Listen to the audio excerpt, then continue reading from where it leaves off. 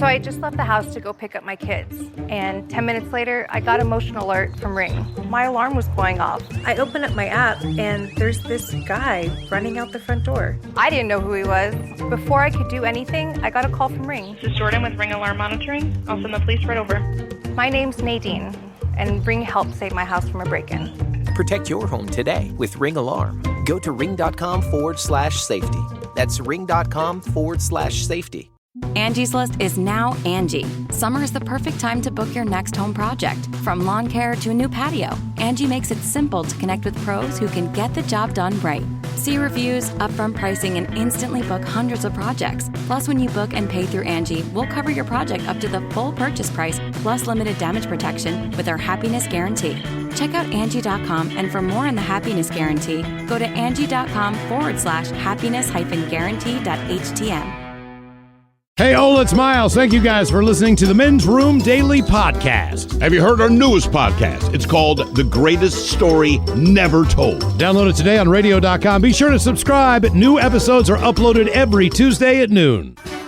Unfortunately, what you're about to hear is real. The members of this radio program are simply not that bright, or what some people would call educated. They are merely stupid. They're not trying to offend anyone on purpose. And all have played doctors on TV. You have been warned and are cordially invited to join the party. This is the Men's Room. Forget it, man, and get with the countdown. Get with the countdown. Shake this square world and blast off for Kicksville.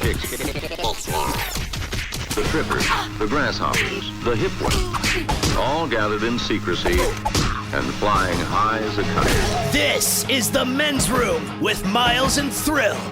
You know what they say, shake your radio more than 3 times, and you're playing with it. You're listening to the Men's Room. And away we go. Welcome to season 15 and episode number 3,307. Along with Steve the Thrill Hill, D. Ted Smith, and Mike Hawk. And you are in the Men's Room. On tap today, Ryan Castle joins us from his basement dungeon home studio. Once again, we will sit and spin now. Today, 10 legendary rock albums with no weak songs. We will play Profile This. Plus headlines, Men's Room Shout of the Day, fun with listener emails, and everyone's favorite, TV Time with Ted. The clap. They're going to All right, here we go. Miami man defrauds the feds out of $4 million in emergency protection program funds so he can go out and buy a brand new 2020 Lamborghini. To China, where 3 people are walking down the street minding their own business and get swallowed by a sinkhole that was not teeny. It was huge. Pennsylvania couple break into home and try tying homeowner up with a bra. Rocket City Trash Panda's new t-shirt calls out 2020 for being blah. And no companies want to own up to releasing a huge cloud of methane in Florida that covered 6 counties and Florida's largest city. That is all coming on today's very special episode of The Men's Room. And now, here's the question. Hola, bitches. Good day to you and yours. All right, applause. By definition, it's to show approval or praise by clapping. You know that already. You've done it at sporting events and concerts, and on occasion, you've been the one to actually get the applause. But it's always interesting to find out why. In Australia, a man was cheered on and applauded when he stripped naked on a packed train and then slid down the middle of it. He did it on his belly, ass up, just slid down the middle. People didn't get upset. They pulled out their phones, they recorded, and they cheered him on. Very similarly, in Argentina, a couple was having sex on a balcony in a very crowded street. They were cheered on and given applause by the people on the street below. To their credit, they decided it might be better to finish their little tryst indoors. But there are, of course, more virtuous reasons that people receive applause. In England, a frontline medical worker, he was greeted with cheers as he was discharged from the hospital after 3 months of fighting COVID-19 in the ICU. He'd been on a ventilator. Things looked really bleak and bad for a while, but he pulled through, and he was met with applause.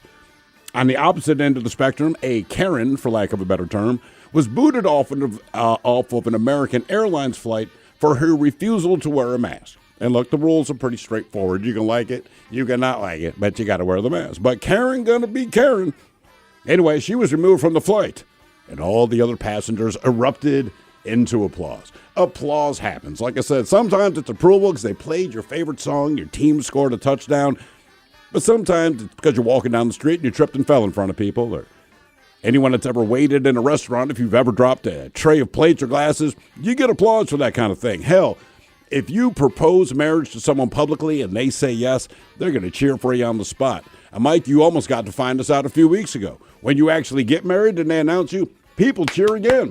As though we didn't know that was the entire point of the freaking wedding. Anyway, today we want to talk about applause. Sometimes it's good, sometimes it's bad. Most of the time it's bad, at least in my experience.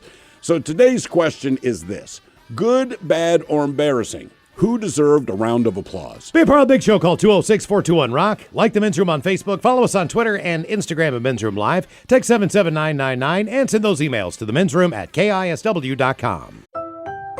I was at home and I get this call from Ring. We just received a fire alarm. Is all okay? My fire alarm in our cottage was going off. And then it hit me. My parents are at the cottage. The fire had started in the chimney and spread to the roof. Ring Alarm Professional Monitoring dispatched the fire department before we even could dial 911. My name is Kevin, and Ring Alarm helped save our family cottage. Protect your home today with Ring Alarm. Go to ring.com/Odyssey. That's ring.com/Odyssey. There's a lot of streaming services out there, each filled with reality TV, comedy, drama, and of course, superheroes. But there's one dedicated entirely to nonfiction TV and documentary films, and that's Curiosity Stream. History, science, nature, we've got it. Space, dinosaurs, big cats, we've got that too. And pretty much anything else you want to explore. Go ahead, add some smart TV to your smart TV with Curiosity Stream. Go to curiositystream.com to sign up and start streaming today. The debauchery rolls on. You're listening to The Men's Room with Miles and Thrill. 99.9 KISW. All the patrols, and away we go. Welcome to Season 15, Episode number 3,307. What a large and in charge program we have for you today. Guaranteed future repeat, that is a fact. It is sunny and nice out there. One day we're going to take a day off and enjoy ourselves. Maybe go to Camp Diggett, do a little canoeing and swimming out there. All right, Castle will join us in his basement dungeon home studio. Once again, we will sit and spin today. And today, Ryan brings us 10 legendary rock albums with no weak songs. And let's face it, there's not a lot of those out there. Also, today on the question, we're going to talk about things that can sometimes be good, can sometimes be bad, can sometimes be embarrassing or deserve a round of applause or just, oh, God. Sure. Sense of uncomfortableness, quiet goes over the room, or whatever the deal is. You know it's one of those things where, man, oh man, what the hell has happened? And we start in Argentina, where a naked pair seemed oblivious to the crowds that gathered below to watch their broad daylight show. In a capital neighborhood of Argentina, one of the shocked onlookers can be overheard saying, "They don't give a damn." The unidentified woman at the center of the action seemed a little reluctant at first, although she eventually let her partner carry on with their display. They even got a round of cheers and applause after deciding it might be a better idea to carry on inside the apartment. Identified as being in a street. In October, by the way, another couple were filmed on a closed-circuit television, satisfying their needs in a nearby doorway. The pair giggled and kissed each other passionately before the man turned, and the pretty brunette turned around. He pulled her jeans down and, as they say in the article, got down to action.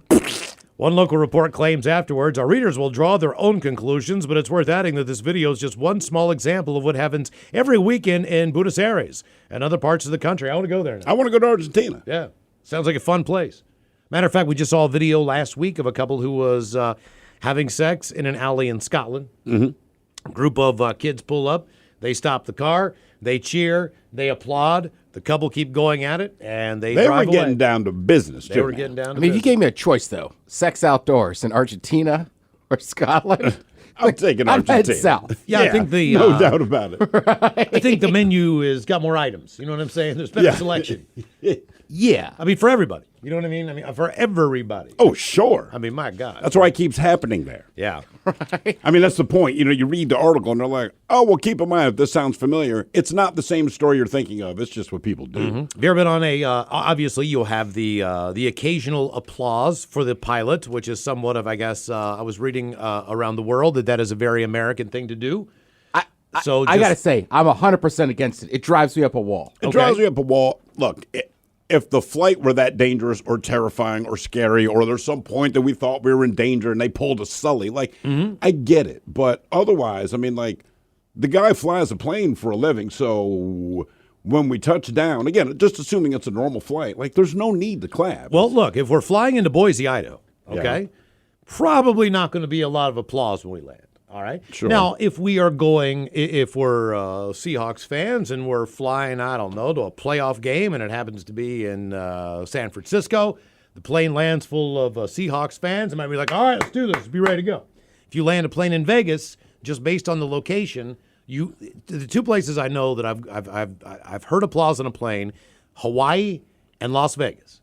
Those were the two times. Sure, because it's understood. Right? I still don't clap for it. You're just happy you're there. It's not about the pilot precisely being able to land the plane. It's the fact that, we made it. Good times are ahead. You never hear applause on the flight back from Seattle from Las Vegas. It's not like, oh, God, we're back in SeaTac. I don't think anyone claps when they fly into SeaTac, do they? Nobody claps when they land home. It seems like it stopped, too. There was just a period where I don't know why, but everybody was clapping every time a plane landed. And I'm with you. If there's crazy turbulence, which I've been through, that's different, cool, man. Right. I understand when you survive something you didn't think you'd survive. You go like, sure, we're going to clap. You're appreciating the pilot, their diligence, all this kind of thing. But it's landing a plane. The other thing where people clap a lot, and this always blows my mind, because typically, in my mind, other than a sporting event that you're watching at home, when you applaud and or cheer, part of it is to let that performer or athlete or person or whoever it is, let them know your appreciation, right? So if you're at a football game, guy scores a touchdown, the stadium erupts, everyone's cheering. Yes, they're happy, but also they want the player to know. The player's going to wave their hand like Hulk Hogan. They want to hear more. It's a good time by all. But you go to a movie, right? And it only happens really in sequels, all right? So you can go see a Star Wars sequel, and Chewbacca shows up on screen, and I'm like, he's in the movie. I mean, like, why are you he's in the movie, and he hasn't done anything. He just showed up on screen. And it always blows my mind. Like, I would understand if you clapped because you're watching, I don't know, what's the Tom Cruise movie? Born on the 4th of July. And in the background, you see Chewbacca. All right, that's not expected. Same thing with the Marvel movies, right? So I take my kid to see the Endgame. And all the characters show up. And again, like Captain America's there. Everyone who's been in all these goddamn movies shows up. I'm like, again, it's called Avengers, and when you look at the poster, you know they're going to be in the movie. Also, when they get introduced halfway through and they haven't been there right, yet. Just the character shows up and everything. And you're like, guys, it's freaking Iron Man. You know he's in the movie. Why are you that excited? Well, typically, you I mean, I just don't. And look, I'm glad that people feel joy. It's not that. I'm just not someone who reeks of joy. I just don't understand. Like, first of all, this person can't hear you applauding. So if this were like a live performance, right? Endgame on Broadway. Can't imagine such a thing, but say there were. I would understand it a little more because of the actor in that moment. He can acknowledge, hey, that's cool. I feel good. But it's like, Robert Downey Jr.'s already gotten paid. He doesn't care if you like his character or not. I truly believe that. And they can't hear you. I truly believe, as far as your personal experience getting applause, it seems like it all gets cut off, for the most part, unless it's later in life, at about 18 years old. Yeah, because you're done with school. The moment you graduate high school, yeah, and you go through high school graduation, there is the applause of your family. You can hear them in the stands. I mean, and you realize, that some kids are more loved than others. Both of my children's graduations, like there's a couple like, I got here, I'm a single parent over here. Good for you. And then you got, 900 people in one section who flew in from everywhere. So when you graduated, and they're going nuts, man. Right. You know what I mean? And but after that, because if you're in drama, if you are in band, if you are in, maybe if you play sports and you're decent at most it. of that stuff ends at high school. It does. Because now you have to prove it. Like, look, my kids are in elementary school, and every year at Christmas, they put on their Christmas extravaganza. Which is ridiculous. It is god-awful. I mean, it's just the worst crap. The singing is garbage. The bands suck. But it is understood. All of the kids are very cute. They're trying. Some, of course, don't know what they're doing. Some are But all that said, if it's not so good and it's not so charming and it's not so cute that I would volunteer to go to this if my kids weren't in it. You follow me? So, like, the only reason I'm here, and this is true of all parents, but the thing is the school started picking up on this, all right? So it's fine for me to applaud my kids' class for their horrible performance of whatever the hell it was that they just did. Half the time, look, I'm 51 years old. They're not singing songs I haven't heard, and they never talk about anything you don't already understand because it's the birth of Christ and blah, blah, blah, blah. But by the time they're done, you're still like, how am I confused? Like, I know the story, but I don't know what you guys are doing. But we clap when they're done. But the thing was, it's a K through 8 school, and it used to be the kindergartners came out first, right? Followed by first, and you went all the way up through 8th grade. And what the school recognized, damn it, what the school recognized was, a lot of people, their kids are anywhere from 2 to 3 or 4 years apart. So if one kid's in kindergarten, the other kid's in 4th grade, those parents are gone by the time the 5th graders come out, and it gets more and more sparse. So by the time the 8th graders go out there, and keep in mind, 8th graders are your best bet. When you got to sit there all this crap, they're probably, they're the best at it based on age, right? So, but there's nobody there to watch them because we can't stand to be there. Well, now they mix it up. And I cannot explain how pissed off I was about this. So at the time that these events start, it's usually about 6:30. So to get out of here after the show and then get up there when traffic used to be a thing, those were the days, I'd get there right around 6:30, right? You kind of run in, find my wife, she's flagging me down, and as soon as I sat down, the lights dimmed and this stuff starts. All right, no problem. So about 2 years ago, she goes, hey, look, because I'm like, all right, look, we're going to be out of here by 7:15. She's like, no, we're not. And we're doing this in a hushed voice because the program has officially started. The principal is introducing the program and all the hard work the kids have put in, and they have put in hard work, but they suck at it, right? So we're now having this quiet conversation, and me, I'm not good at keeping my temper in check, but I realize you're surrounded by parents. It's a dark room. My kids are there, so I got to be cool. My wife's like, listen, they're starting with 4th grade this year. I'm like, what the heck you mean they're starting with 4th grade this year? They're going to mix it up. We're stuck here. So I'm like, oh, God. Yep. And I am brooding, and after every lousy little thing, yay. But you're right. After you graduate, it's done. My favorite was... It is done. I clap for your graduation because I'm glad you're done, but otherwise, it's over. Now you got to earn it. My kids both had a music teacher outside of school. They went and did private lessons. Sure. One daughter played piano. The other daughter had vocal lessons and guitar. But they have every year for Christmas, they would go to a nursing home, an old folks home, and do a performance. And the performance was always like 8:30 on Sunday morning. And you wonder, why in the hell is it 8:30 on Sunday morning? Well, the reason is because people in the home typically eat breakfast at about 4:30. Right. So yeah, 8:30 is prime time for them. They come right over. They've been up for hours. They come over this right is after their breakfast. afternoon. Yeah. The problem is they got a full belly, So they sit down, and the way they do it is the exact same way that they used to do it when, as you were saying with your kids, is they start with the youngest kids first. Some of these kids are like 5 years old. Sure. Some of them are piano virtuosos. Some of them are not. Can barely play chopsticks. But either way, they get their chance to play Jingle Bells or whatever. Sometimes the song's 30 seconds. Sometimes, when you're, again, it's endless. 17 years old, you might put on, like you might do Winter Wonderland in its entirety or something like that. It's still a bad song. Either way, the funniest part was, at the beginning, like, the 5-year-olds would get up there and do their thing, and there'd be like 3 old people in the front, like, hey! And then there'd be a couple people in the back clapping. And then they walk off and run to their mom. And then, of course, as soon as that happened, they knew right away to get the hell out of there. Oh, of course. So they were I'm saying that's the game, brother. So they were gone. That is the game. My kids are a little bit older. I'm like looking at the, You're the stuck program. in I'm it. like, oh God.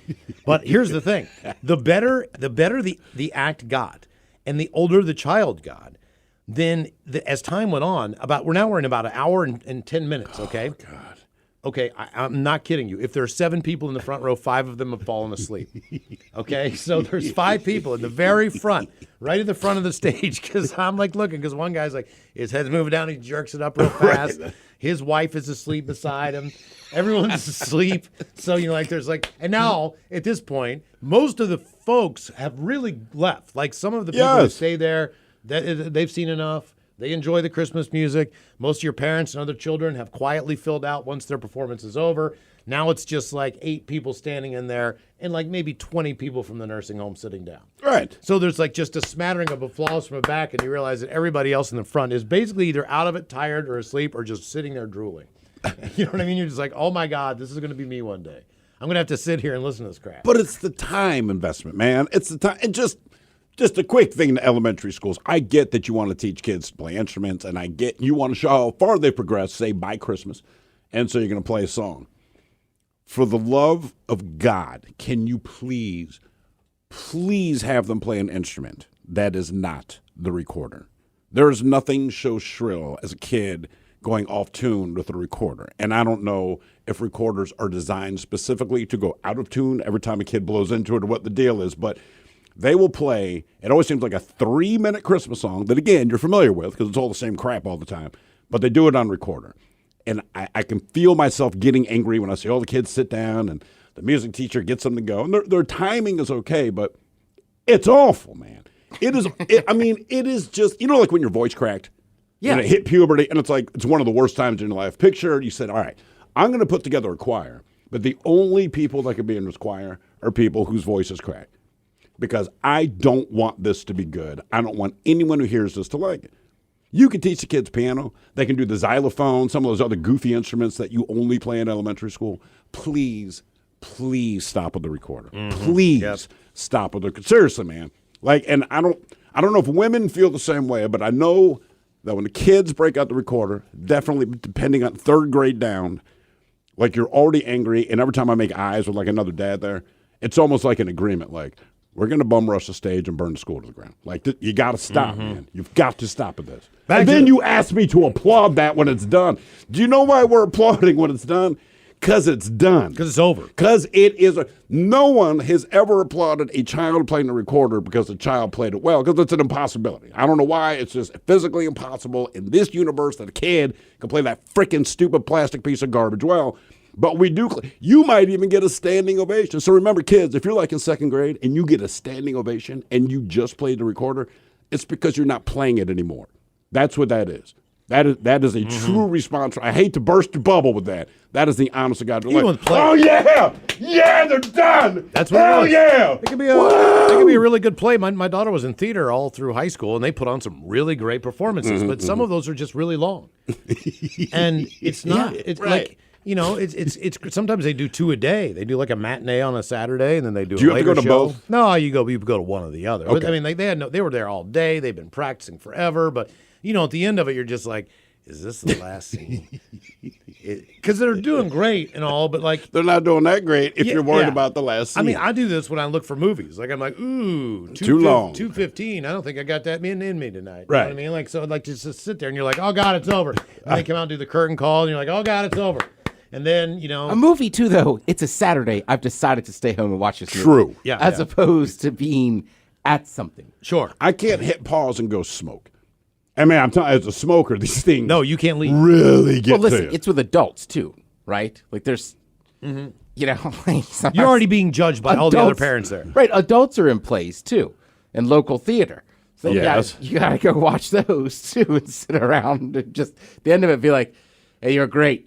Yeah, but then you have to wait for nothing worse than a to wait friend yeah. in goddamn local theater. Listen, we love it, man. I love the passion. I love to be like, hey, man, I'm not trying to be a movie star. I just like to act. Cool.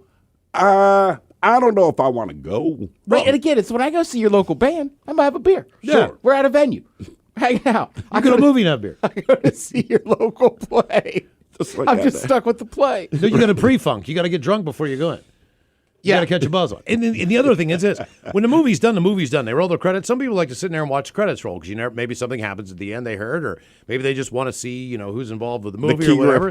Key grip. But either way, when you're in a play and you know someone in the play, then when the play's done, you can't just leave. When the TV show's done, you got to see them after. You got to wait. You got to wait. And then you got to wait in the hallway. And then if you have a daughter or there's a female that you must bring them flowers. Not necessarily for the guys. They don't do that. Guys don't care. No. But for it, so then you got to wait. You know what I mean? And then you got to hang out and you got to meet parents and you got to meet the friends, which is all fine and all. You just still can't leave. You still got an hour commitment. And then of course they're selling brownies and they got lemonade and all this stuff. So you kind of feel obligated to take care of the theater groups. Now you're sitting there eating a brownie, drinking some lemonade, waiting for everybody to show up. But they're in there partying. They don't want to come out yet. Right, because now they're hanging with the friends. They're backstage. They're hanging out with their parents, man. Exactly. And listen, you go to these school thing, and I was at the Christmas one is the one that lasts the longest, and I get it. I know that's the holiday, but as soon as that thing's done, right, and they turn up the lights, you do have to wait for your kids. But last year, I'm like, hey, man, I'm going to go outside, and I'm taking a hit off the joint. I'm going to smoke a cigarette and hit the joint. When I went out there and I kind of leave the school property, hide behind these bushes, right? I don't want to make it too obvious. No less than seven other fathers came out I heard you saying you're smoking a joint. Please, man. Seriously. And we just passed this thing around because you're I need to get stoned because I'm about to lose my mind. Yeah. Our question today, good, bad, or embarrassing, who deserved a round of applause? 206-421-ROCK. So we were both at work. We started getting these notifications from Ring. I'm just like, I checked my camera, and there are these two guys trying to break into my house. I hit the siren on my alarm, and I immediately get this call from Ring. Would you like for us to go ahead and send the police? And I'm like, yeah, absolutely. We just wanted to secure our home. My name is Ina. And I'm Rohit. And with Ring Alarm, I stopped a break-in on my phone. Protect your home today with Ring Alarm. Go to ring.com/away. Professional monitoring requires a Ring Protect subscription. When the hot water needs to be hot, when the drain needs to drain, when the toilet needs to flush, you need to do two things. Stop freaking and call Beacon. Beacon Plumbing, Heating, and Mechanical. On call and there when you need them most. 1-800-FREAKIN or beaconplumbing.net. You're in the men's room. 99.9 KISW and KISW HD1 Seattle. Got a couple emails today from some listeners that just got the brand new KISW face mask. Look at stylish. I saw those, yeah. Down in Oregon. Don't forget a portion of each mask goes to the Washington State Nurses Association. They are stylish, man. We swear to God you get more comments than you can ever believe. It's a good-looking mask, and you're doing some good when you buy one at KISW.com. No mask, no service in Washington State. So pick up that brand new KISW face mask today. Okay, our question, good, bad, or embarrassing, who deserved a round of applause? 206-421-ROCK. A few quick comments here. It says, I once watched a coworker roll a $125,000 excavator off of a woodpile on his fourth day. I slowly gave him the golf clap while saying, bravo. Since I regularly salmon fish in the Puget Sound, I've seen many things happen at the boat ramp. Last year, I watched a guy back up his boat trailer while the truck door was open. Next thing you know, we hear crunch. The guy's driver's side door was wedged against the boat ramp and completely folded forward. Oh, no. Touching the front end of his truck. You could tell everyone at the boat launch watching was silently applauding. Like, what are you doing? And then this one, my ex-wife, for having a natural birth with my 9-pound, 4-ounce son. She was in labor for only 4 hours. Wow. Damn. Okay. That is a quickie. That is amazing. Hello, Aaron. Welcome to the men's room. That's 3 records. Hola. Hola. How you guys doing today? We're doing great. How are you, man? Fan-freaking-tastic. I recently had my first threesome. I'm still excited about it. Oh, that's wonderful. You deserve a round of applause for that. Yeah, that's what we're talking about. You deserve the round of applause. So thanks for calling. Oh, okay. No, does that get to share my story? Yeah. Yeah, please do. Yep. Okay. So it wasn't what I did. It was what my sister did. It was a couple years ago. We're at Chambers Creek, and for lack of a better term, my sister was just a dumb drunk bitch, and I talked her into skimboarding. And, of course, it was freaking horrible. She just kept face planting it the whole time, and everybody recorded it, and it was a couple months later she actually ended up on World's Dumbest for it. Really? Yeah. I mean, at that point, are you proud of yourself at that point? I mean, it's a show you kind of don't want to be on, but if you're so bad at something, why not? Hell yeah. It was phenomenal. Everybody had a good time and a good laugh at it. Okay, I'm still impressed with the threesome. Come on, it was fantastic. I felt bad because I paid a lot more attention to the other girl. How did you fall into that during these COVID times, if you don't mind me asking? There's this girl that I've been messing around with for a couple of months, and she mentioned doing a threesome with her friend and asked if I was interested, and I was like, hell yeah, I'm interested. So, yeah. Well, she's the one that put it together. Did you know what the other friends look like? Oh, yeah. Okay. But like I said, I felt bad because my other friend is way hotter. So what you're saying is she invited you, but you spent more time with her friend. Not that I spent more time with the friend, but the friend got a lot more attention. Okay, all right. From the both of you, or just from? I mean, was she the one who got all the attention from everyone? Everybody got attention from everybody, but she just got a lot more of my attention. Yeah, but that makes sense. You're dating the one or messing around with the one. I mean, look, man, I'll put it this way. There's plenty of beaches in Washington State. I rarely go. But when I go to Hawaii, guess what I do? I go to the beach because I'm not going to be in Hawaii long.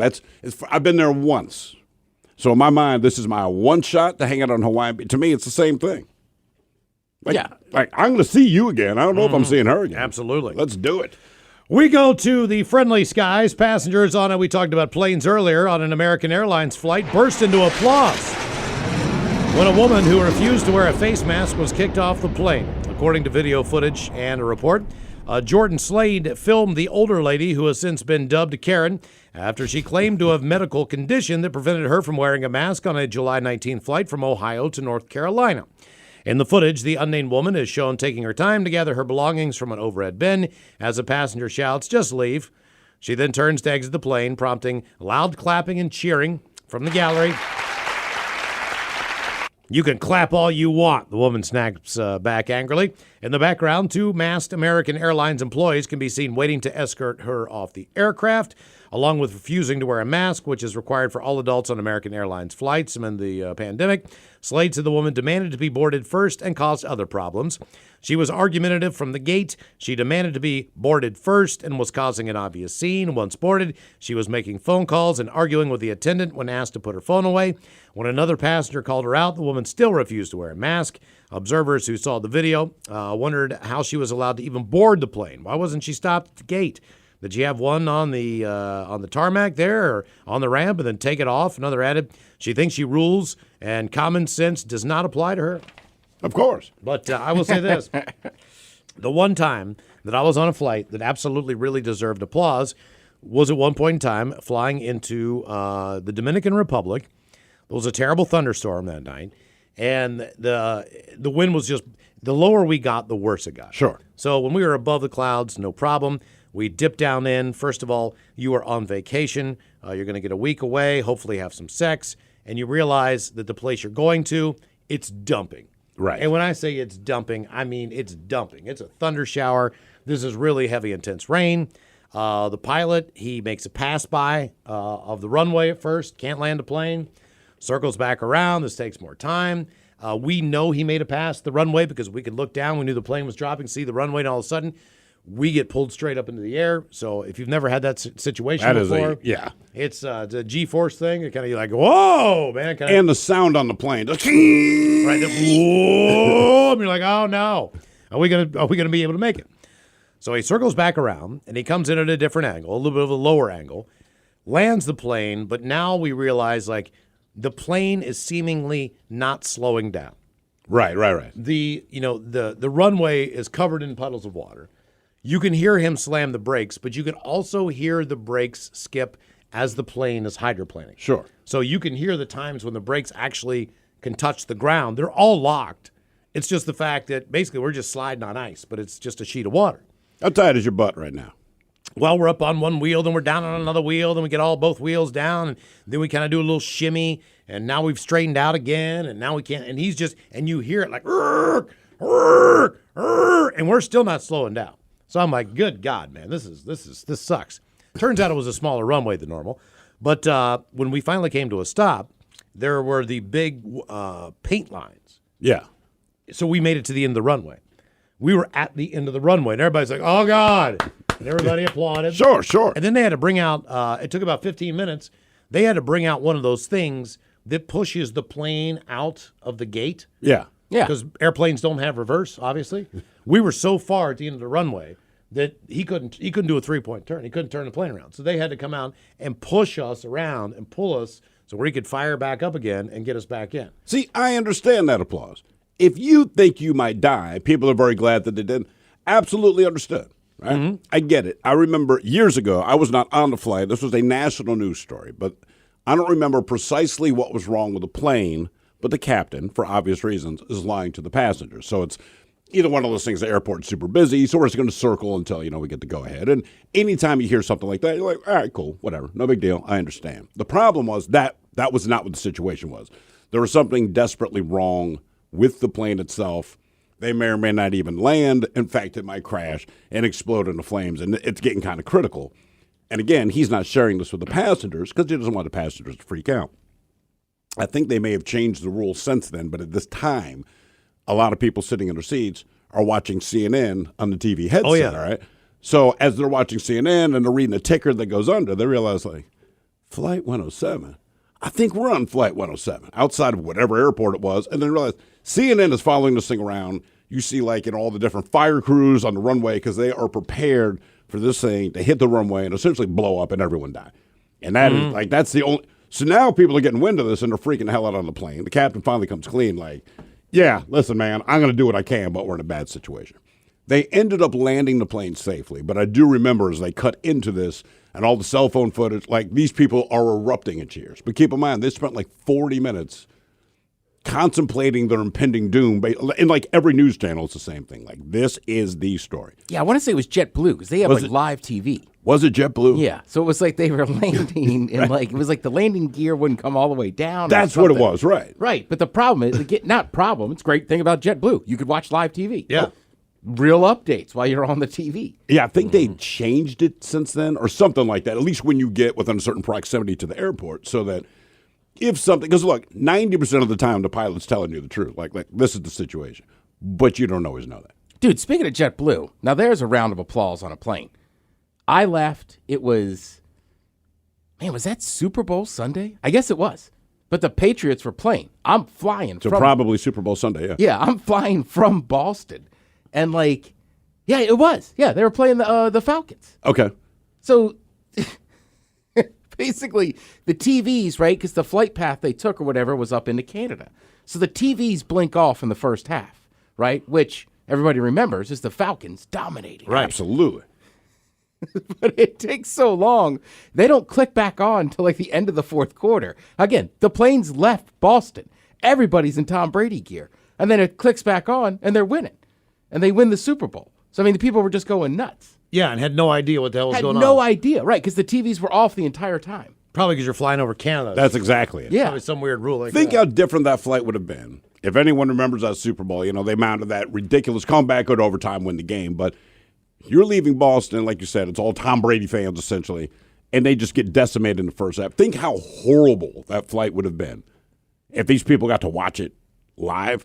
You know what I'm saying? So it's much better that it clicked in at the point that the Patriots are mounting this massive comeback than it would have been to sit there with a bunch of people from Boston watching their team get killed, especially if it's me because I hate them so much, because I'd have been talking so much smack on that flight. I don't think I would have landed. They'd have been we're looking at the manifest. Mm-hmm. There's a passenger. Yeah. We opened the door and pushed him out. Yeah, right. It was one of those experiences. I have been on more planes where people applauded for taking off than the landing. And it's always that there's a delay. So we've had one, it was a horrible experience, multiple flights, but a freaking dog was on the runway. And at this point, everyone on the plane, like I said, this has been a long, bad day. I'm at the Philadelphia airport. Everyone just wants to, this is like the final leg for everyone on this flight, seemingly. And the captain comes on and we're going to have a little bit of a delay. Seems there's a dog on the runway. And now I'm starting to lose my mind. I'm like, fire up the goddamn plane. Like dogs move out of the way of a car and stuff. This is a plane with screaming it. I promise you the dog will move. It's probably a coyote, too. And they're not that stupid. It'll get the hell out of the way. The dog was on the run for 45 minutes. It's just one of those deals that no matter what they did to try to chase it off, and we'd see all the little people through our windows trying to get rid of it. And it's just one of those things where the dog has decided, wherever I go, I'm going to end up in the middle of the runway. I will not run into the grass. I will not go into the fence. But wherever you chase me, I'm going to be. So, but we had to wait. And I'm just losing my mind. And people around me are starting to pick up on my vibe of, aren't you pretty sure that if we fire up the engines on this bad boy, right, and start rolling toward it, it's a dog. It's smart enough to understand. It'll get out of the way. So now people are agreeing with me, and you're kind of whipping people into a frenzy. Gets to the point the dog has been removed from the runway. We can take off. And everyone exploded in cheers.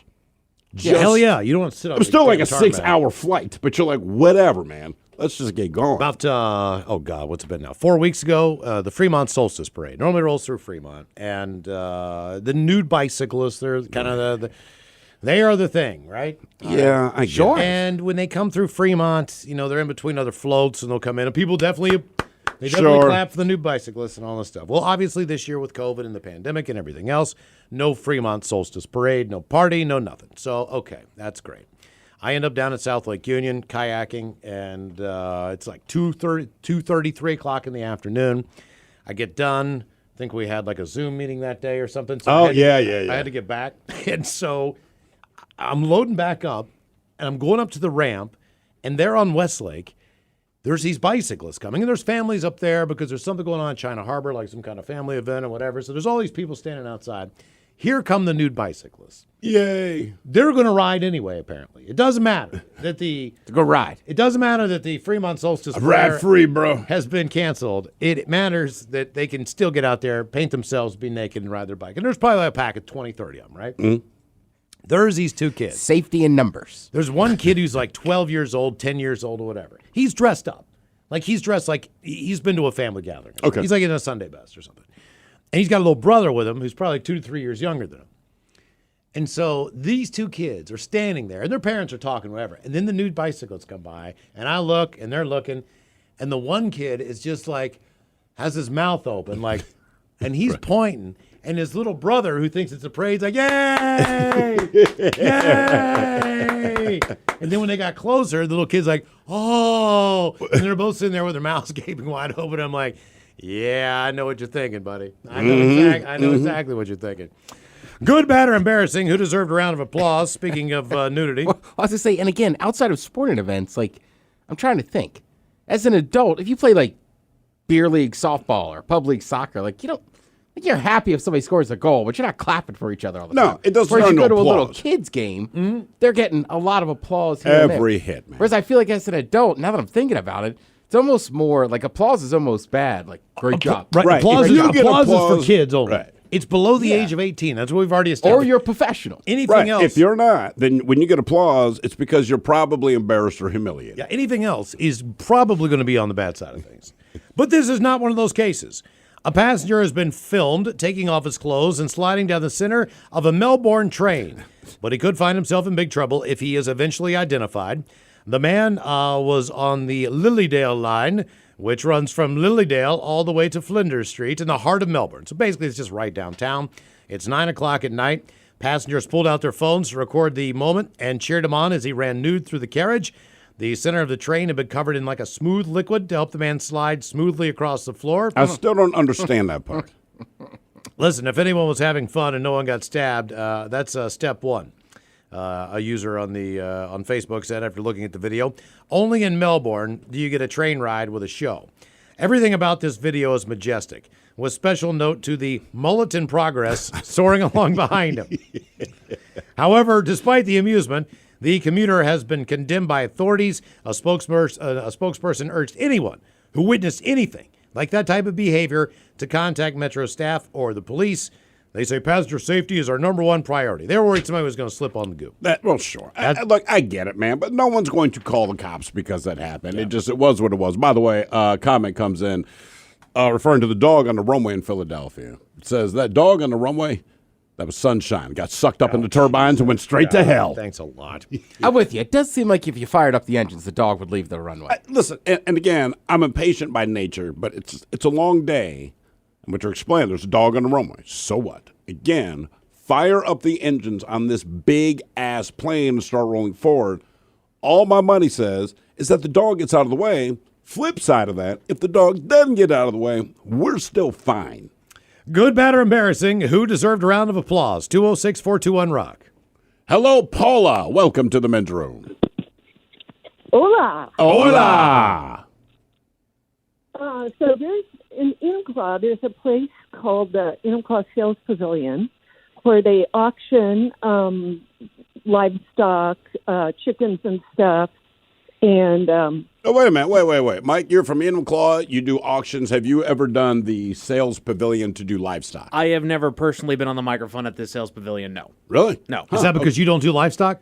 Look at this heifer, it's a big heifer. Look at that cow. Look at that heifer. Look at that beef. Look at that T-bone. Look at that prime rib. Look at that porterhouse. Look at that tri-tip. Look at that. Everything except the cow. Look at that ribeye. Look at that filet mignon. I never did master the old livestock chant. That's a different beast. Is it? It's a different language?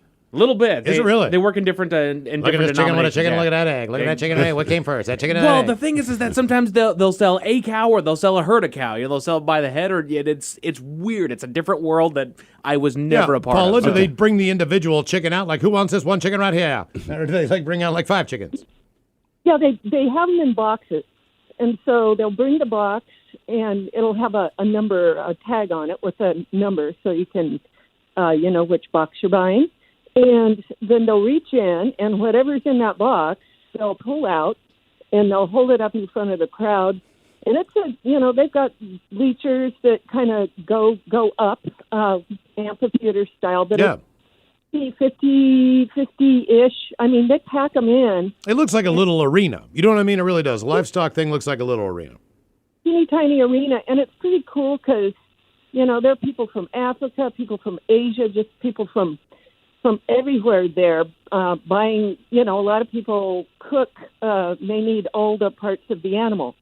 So there's just a mix of people in there, and they're packed in, and there's a box of quail coming up for bid, and they start to open the box, and one of the quail flies out of the box, and they're not fast, they're not graceful flyers, but he starts to head in my direction. He's kind of flying in an arc. He gets closer, and out of all these people, he's coming right for me. And it was kind of funny. I didn't even think about it, but I just kind of stood up as he got closer, and I put my open palm up and just caught him gently in the palm of my hand.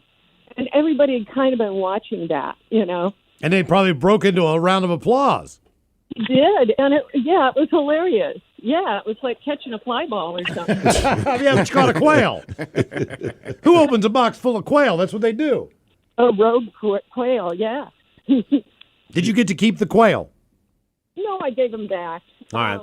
No, but it's kind of fun out there. They got a little cafe and stuff, and it's definitely a rural cultural experience to go out there. What were you going for, Paula? What were you honestly hoping you could bring home? Well, I had snakes, and I was looking for things to feed snakes, mostly. I mean, I have a farm, so sometimes I'd get an animal, for the farm. Wait a minute, you went to an auction to find food to give? I just feel like feeding a snake can be relatively easy. What are you buying, like mice? No, these were large snakes, so they ate small live. They ate chickens, basically. Ah, so how often did you have to go and buy chickens to feed your snakes? Well, probably every 2 weeks-ish, but a lot of snakes just eat once a month or so when they're, larger. And sometimes they can go farther in between. Okay. Now, Paula, do you still have these snakes? No, that was a whole lifetime ago. That was, I had snakes for about 20-some years, and then when I moved to my farm, I got into warm-blooded animals, and eventually, I gave my largest one to the zoo for a display. And okay, well, the reason I ask is you never hear of, I don't know, I mean, obviously they can't say, but the snakes dying of old age.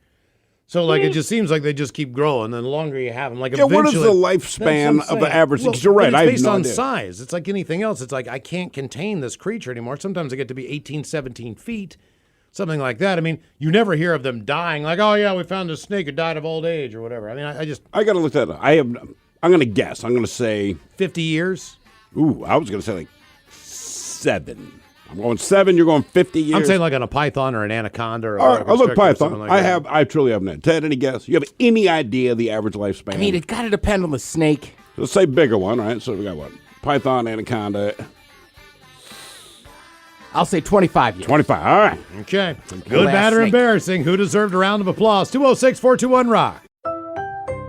So I just left the house to go pick up my kids, and 10 minutes later, I got a motion alert from Ring. My alarm was going off. I open up my app, and there's this guy running out the front door. I didn't know who he was. Before I could do anything, I got a call from Ring. This is Jordan with Ring Alarm Monitoring. I'll send the police right over. My name's Nadine, and Ring helped save my house from a break-in. Protect your home today with Ring Alarm. Go to ring.com/safety. That's ring.com/safety.